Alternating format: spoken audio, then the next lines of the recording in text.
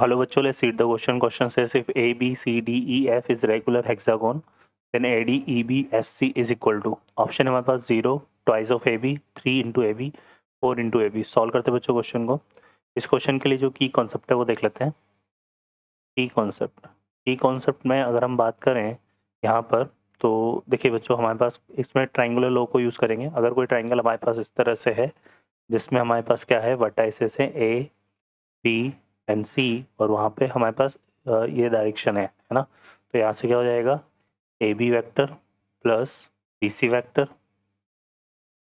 और plus CA vector, ये equal to किसके हो जाएगा, 0 के. या हम ऐसे भी लिख सकते हैं AB vector plus BC vector equal to AC vector. ठीक है बच्चों, तो इसको हम यूज़ में लेंगे. क्वेश्चन में देखिए क्या बोला हुआ है, एक रेगुलर हेक्सागोन है. ठीक है ना, रेगुलर हेक्सागोन है यहाँ पे. तो ये इस तरह से हमारे पास रेगुलर हेक्सागोन हम ड्रॉ कर लेते हैं पहले इसमें. ठीक है बच्चों, तो ये हमारे पास है A, B, C, D, E and F.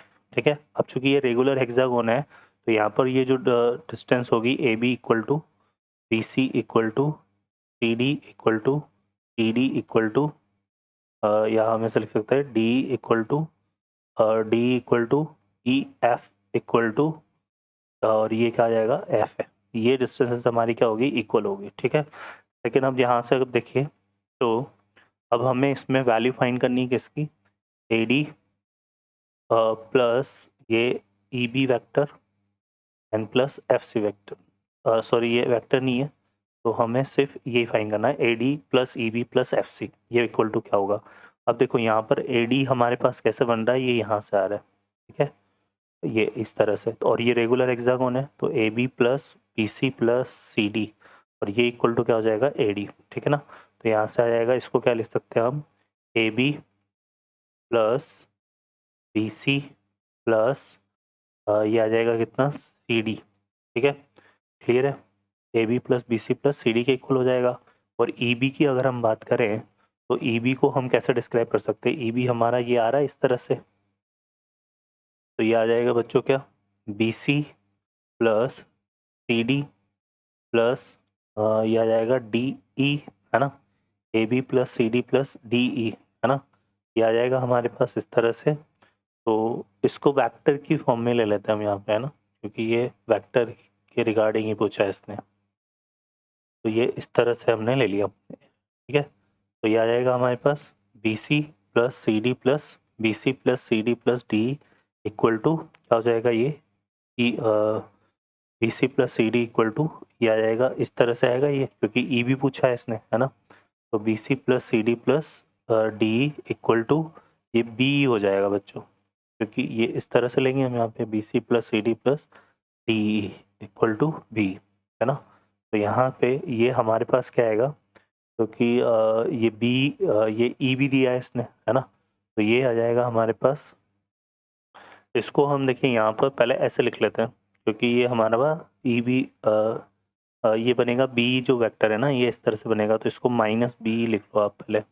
ठीक है ना, और ये क्या हो जाएगा हमारे पास, FC वेक्टर. ठीक है बच्चों, तो ये FC वेक्टर हो जाएगा. अब इसको हम लिख लेते हैं, तो ये होएगा AB vector plus BC vector plus CD vector और माइनस ऑफ, अब इसको हम क्या लिख सकते हैं यहाँ से, BC वेक्टर प्लस, ठीक है, BC वेक्टर प्लस ये आ जाएगा BC vector plus CD vector. ठीक है, और प्लस DE वेक्टर. ठीक है, ऐसा लिख सकते हैं, और इसको हम एज इट इज़ लेने देते हैं FC वेक्टर को. ठीक है बच्चों, अब देखो यहाँ से अगर हम देखें तो हमारे पास क्या होगा, एक तो ये हमारे पास बन रहा है यहाँ पे AB को तो हम एज इट इज़ रख देते हैं AB वेक्टर. ठीक है, और यहाँ से BC है. ठीक है ना, अब ये BC है हमारे पास, तो ये BC कैंसिल हो जाएगा, और एक हमारे पास यहाँ पे क्या आ जाएगा, तो ये BC, ये तो BC से BC कैंसिल हो गया, CD से CD भी कैंसिल हो गया हमारा, है ना. तो यहाँ से सिर्फ और सिर्फ बचेगा कितना, माइनस का D वेक्टर. ठीक है, माइनस का D वेक्टर और प्लस का कितना आ जाएगा, FC वेक्टर. अब FC वेक्टर को देखें तो FC वेक्टर हमारा FC है ना ये, तो FC वेक्टर जो है, तो अगर हम देखें तो ये हमारा कैसे आ रहा है, यहाँ से ये वाला पॉइंट, ये वाला आ रहा है इस तरह से, है ना, ये हमारा एफ सी वेक्टर है, ठीक है। और इसमें हमारे पास क्या आ रहा है, डी वेक्टर। तो एफ सी वैक्टर ये आ जाएगा, और डी डी की बात करें तो डी हमारा ये वाली साइड हो गई, है ना। तो डी जो है बच्चों यहाँ पे ये डी है, ठीक है। तो अब फर्दर देखिए बच्चों, यहाँ पे इसमें जो है हमारे पास क्या हो रहा है, ये जो डी वेक्टर है इसको हम क्या लिख सकते हैं, यहाँ से देखो ये बन जाएगा हमारे पास ए बी वैक्टर, और इसको हम क्या लिख सकते हैं, डी वेक्टर को प्लस ई डी वैक्टर। और ये जो एफ सी वैक्टर है, अगर हम यहाँ पर देखें तो हमारा जो एफ सी वैक्टर है ना, ये जो एफ सी वैक्टर है ये पैरेलल है किसके, ए बी वैक्टर के, ठीक है ना।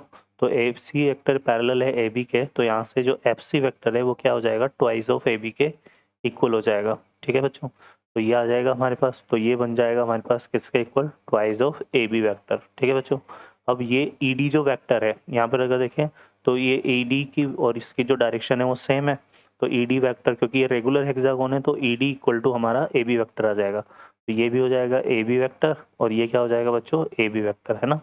यहाँ से E D vector equal to क्या हो जाएगा, ए बी वैक्टर, क्योंकि दोनों की डायरेक्शन सेम है ना। और एफ सी इक्वल टू कितना आ जाएगा, ट्वाइस ऑफ, क्योंकि एफ सी जो है पैरेलल है ए बी के और डायरेक्शन सेम है। तो यहाँ से ये भी क्या आ जाएगा, ए बी वैक्टर, ठीक है बच्चों। तो ये इक्वल टू हमारे पास देखो क्या बन जाएगा, ये इक्वल टू हो जाएगा 4 ए बी वैक्टर, ठीक है बच्चों। तो ये हमारा किसके इक्वल आ जाएगा, 4 ए बी वैक्टर के। तो ऑप्शन हमारा कौन सा हो जाएगा, D option is the correct answer. Okay बच्चों, I hope you understand well, best of luck, thank you.